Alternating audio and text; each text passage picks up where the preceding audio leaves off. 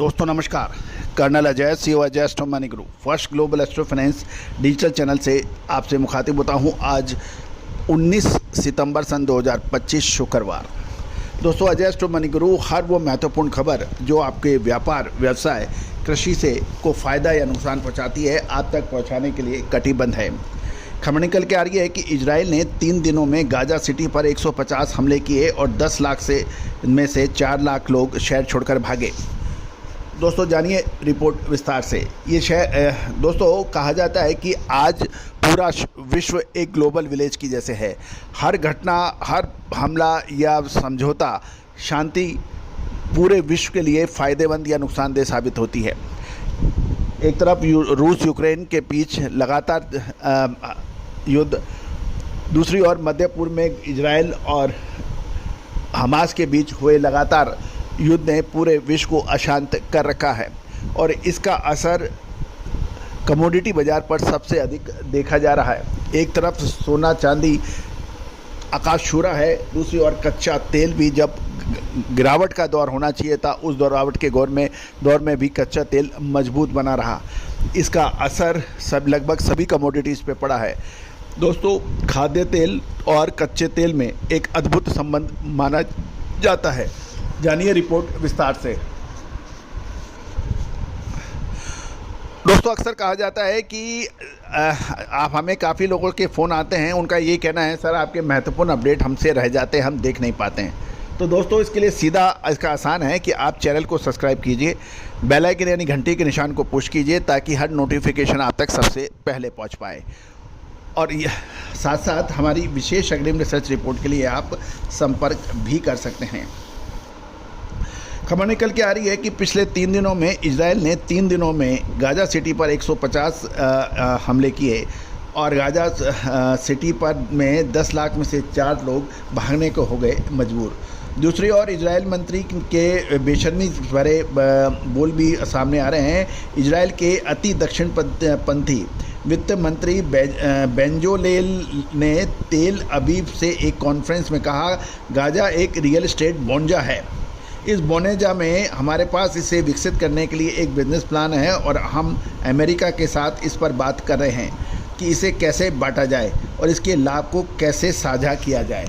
दोस्तों ये बयान निश्चित रूप से किसी भी रूप में एक्सेप्टेड नहीं है कि किसी भी प्रदेश को, किसी भी देश को या को आप उसको मिल बांट कर फ़ायदा उठाने की सोचें और वहाँ पर आप रियल एस्टेट जैसी चीज़ें डेवलप करें। इजरायली सेना ने पिछले 3 दिनों में गाजा सिटी में 150 एयर स्ट्राइक और टैंक से हमले किए जिससे भारी तबाही मची। गाजा सिटी के 10 लाख में से 4 लाख लोग फ़िलिस्तीनी शहर छोड़ने को मजबूर हो गए, जिससे 24 घंटे में कुपोषण से 4 लोगों की मौत हुई और भुखमरी के कारण मरने वालों का आंकड़ा 435 तक पहुंच गया है। इस भुखमरी यानी बगैर खाने के जो मौत हुई उसमें 147 बच्चे भी शामिल हैं। 7 अक्टूबर सन 2023 के बाद गाजा युद्ध में अब तक 65,141 फ़िलिस्तीनी नागरिकों की जान ली गई है। इजरायली सेना ने गुरुवार को पुष्टि की है कि दक्षिण गाजा पट्टी में उसके 4 सैनिक मारे गए हैं।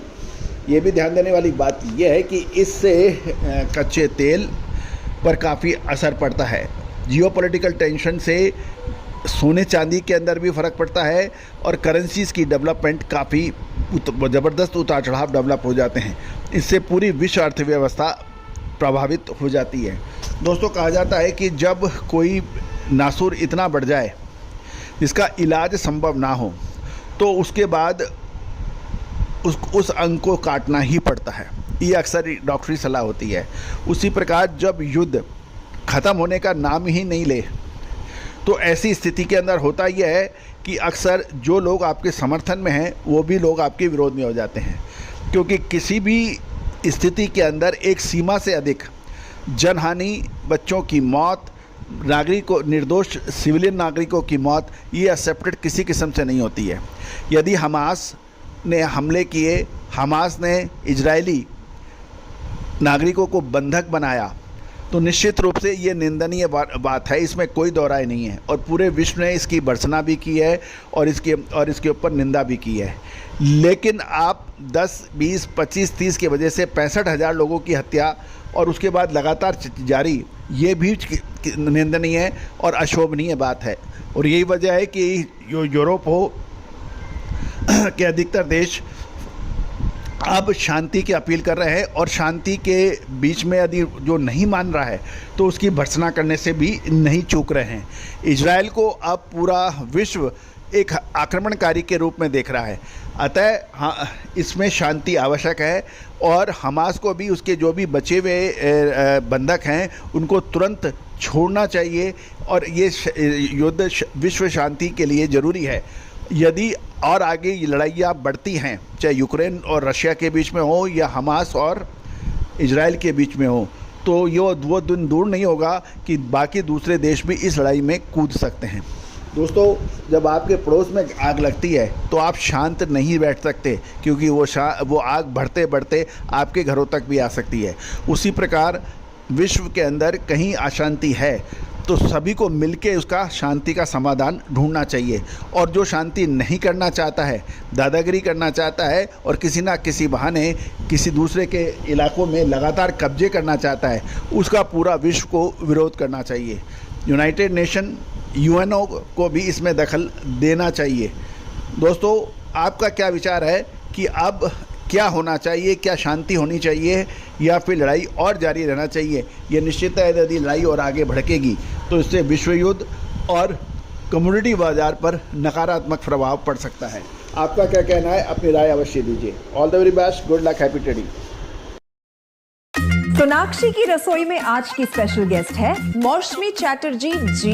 ये जी नहीं, मौसमी आंटी। ओके आंटी मौसमी, तो आज आप क्या बनाएंगी? मैं क्यों बनाऊं? मैं तो गेस्ट हूँ, आप बनाओ, हम खाएंगे।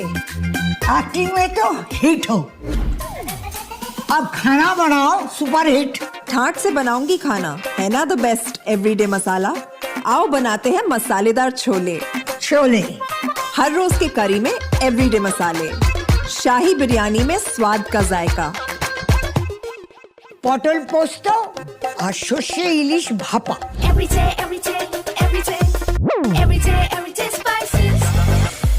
साफ मसाले, खुशबू और प्योर झांझ, टेस्ट से भर दे हर जुबान पे स्वाद। एवरीडे मसाले, देश का स्वाद।